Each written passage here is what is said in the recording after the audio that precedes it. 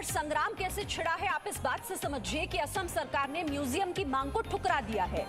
असम सरकार की तरफ से इस मांग को ठुकरा दिया गया। हेमंत बिस्वा शर्मा ने कहा है कि शंकर देव कला क्षेत्र में कोई मियां म्यूजियम नहीं होगा। असम के कांग्रेस विधायक ने दरअसल इस इलाके में म्यूजियम बनाने की मांग की थी। शेरमान अली अहमद की तरफ से इस म्यूजियम की मांग उठी थी। असम के 4 अंचल क्षेत्र में कोई अलग पहचान नहीं है। हेमंत बिस्वा ने यहां पर साफ किया कि ज्यादातर लोग यहां पर बांग्लादेश से आकर बसे हुए हैं। शंकर देव कला क्षेत्र असम की संस्कृति का केंद्र है, इसमें किसी तरह की कोई छेड़छाड़ की इजाजत नहीं दी जा सकती। तो संग्रहालय को लेकर, म्यूजियम को लेकर अब यहां पर सियासत हो रही है, क्योंकि जो मांग कांग्रेस के विधायक की तरफ से की गई थी उस मांग को असम सरकार ने ठुकरा दिया है और साफ कहा है कि शंकर देव कला क्षेत्र में कोई मियां म्यूजियम नहीं हो सकता। जो संस्कृति है असम की वो शंकर देव कला क्षेत्र है और इसके साथ किसी तरह की छेड़खानी संभव नहीं और ना ही इसकी इजाजत दी जा सकती है। तो इस इलाके में जो 4 अंचल क्षेत्र है, यहां पर देखिए शेरमान अली अहमद की तरफ से असम के 4 अंचल क्षेत्र के संस्कृति और विरासत में एक म्यूजियम बनाया जाए, ये मांग की गई थी। उस लेटर का हिस्सा हम आपको दिखा रहे हैं। मैं आपको सूचित करना चाहता हूं कि असम के 4 अंचल इलाके की संस्कृति और विरासत को देखते हुए वहां पर एक म्यूजियम बनाया जाए। शेरमान अली अहमद एमएलए हैं कांग्रेस के, जिन्होंने ये बात इस मांग के जरिए उठाई थी और ये लेटर लिखा था जिस पर हेमंत बिस्वा शर्मा की तरफ से साफ कहा गया है कि ऐसी किसी भी मांग को एक्सेप्ट नहीं किया जा सकता। আৰু অসম চৰকাৰে স্পষ্ট কৰি দিব খুজিছে যে শংকৰদেৱ কলাক্ষেত্ৰত কোনো ধৰণৰ মিয়া মিউজিয়ামে হওক আন কিবা মিউজিয়ামে হওক ইয়াত স্থাপন কৰিবলৈ দিয়া নহ'ব। অকল সেইটোৱে নহয়, অসম চৰকাৰে কোনো কাৰণতে ডাইৰেক্টৰ মিউজিয়ামেই হওক যোনেই নহওক কোনেও স্থাপন নকৰে, এইটো স্পষ্ট কথা। আৰু এই ক্ষেত্ৰত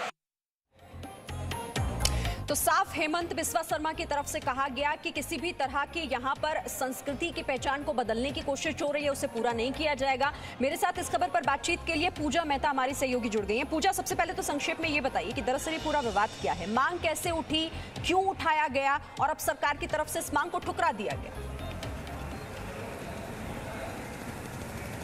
शिरीन, सबसे पहले तो इस इलाके की ज्योग्राफी समझना बहुत जरूरी है। ये जो इलाका है 4 अंचल, जिसको बंगाली भाषा में चौर कहा जाता है, जिसका मतलब है जो द्वीप या आइलैंड रिवराइन इलाकों में बनते हैं। ये इलाका जो है ब्रह्मपुत्र नदी में जो आइलैंड फॉर्म हुए हैं, ये वो इलाका है और बांग्लादेश से सटा हुआ है। लगभग 25 lakh Bengali speaking Muslim population यहाँ पे रहते हैं। तो ये जो कांग्रेस के विधायक है बागबार कॉन्स्टिट्यूएंसी शर्मन अली अहमद, उनका ये कहना था कि ये जो लोग वहां पे रहते हैं इन द्वीपों में, उनकी अलग आइडेंटिटी है और कल्चर है, इसलिए एक मियां म्यूजियम बनाया जाए और म्यूजियम को उनको डेडिकेट किया जाए। और इसी प्रपोजल को ठुकराते हुए असम के जो मंत्री हेमंत बिस्वा शर्मा, उन्होंने ये साफ कह दिया है कि ये लोग जो वहां पे रहते हैं उनकी कोई अलग जो है सेपरेट आइडेंटिटी या कल्चर नहीं है। ये वो लोग हैं जो बांग्लादेश से माइग्रेट होकर वहां पर आकर बसे हैं। लिहाजा हिस्ट्री को ना ही तो डिस्टॉर्ट किया जाए और किसी म्यूजियम को किसी जाति रिलीजन पर जो है बेस करते हुए ये नहीं एक्सेप्ट किया जाएगा इस प्रपोजल को। पूजा, शेरमान अली अहमद की इस मांग को अगर मैं साइड रखकर आपसे समझना चाहूँ, ये जो 4 अंचल क्षेत्र है वहां पर लोग जिस तरह से रहते हैं, कहा जा रहा है कि शेरमान अली की तरफ से कहा गया है कि उनकी अलग संस्कृति, अलग सभ्यता है, इसीलिए एक अलग पहचान मिलनी चाहिए, लेकिन है वो असम का हिस्सा। वहां के लोगों की भी क्या इस तरह की कोई मांग रही है कभी? देखिए, कई सालों से यहाँ पर लोग जो है यहाँ पर बसे हुए हैं जो बांग्लादेश से माइग्रेट होकर आए थे। उन्होंने आज तक जो है कभी भी ये मांग नहीं उठाई।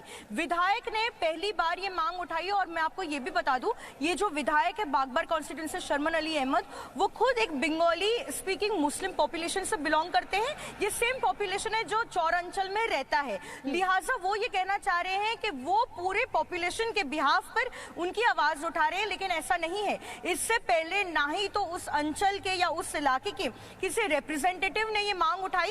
कांग्रेस विधायक ने ये पहली बार जो है ये मांग उठाई और पूरे कांग्रेस पार्टी जो है असम में वो उनको बैक कर रहे हैं इस प्रपोजल के पीछे।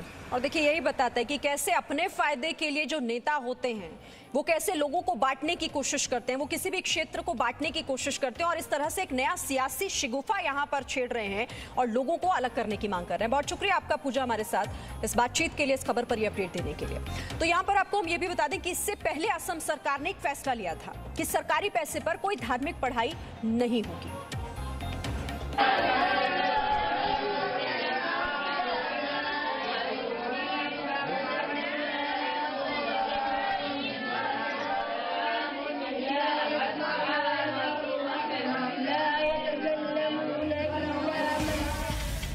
मदरसों पर असम मॉडल देश में कब? कुरान जरूरी, गीता बाइबल से क्यों दूरी? मदरसों में दीन के बहाने जिहादी पढ़ाई। सरकार के पैसों से क्यों चलें धार्मिक स्कूल? मजहबी तालीम से कैसे सर्वधर्म संभाव? यह देश में धर्म की राजनीति को भड़काने वाला असम सरकार का क्रांतिकारी फैसला। असम सरकार अधिसूचना जारी करने की तैयारी कर चुकी है कि असम में सभी मदरसे और 100 के करीब संस्कृत स्कूल बंद किए जाएंगे और ये सभी नियमित स्कूलों में बदले जाएंगे। लेकिन इस फैसले पर विवाद को असम सरकार में शिक्षा मंत्री हेमंत बिस्वा शर्मा ने ये कहकर भड़का दिया कि कुरान की पढ़ाई पर सरकारी पैसा खर्च नहीं हो सकता। अगर ऐसा करना है तो हमें भगवत गीता और बाइबल भी पढ़ानी चाहिए। In my opinion, teaching Quran cannot happen with the cost of the government. So if we have to teach Quran with the cost of government, then we have to teach both Bible and Bhagavad Gita also at the cost of the government.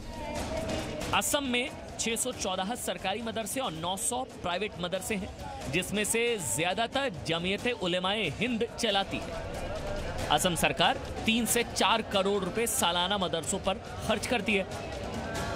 अब असम सरकार सभी सरकारी मदरसों को school में बदलेगी और असम सरकार के इस फैसले का जबरदस्त विरोध शुरू हो चुका है।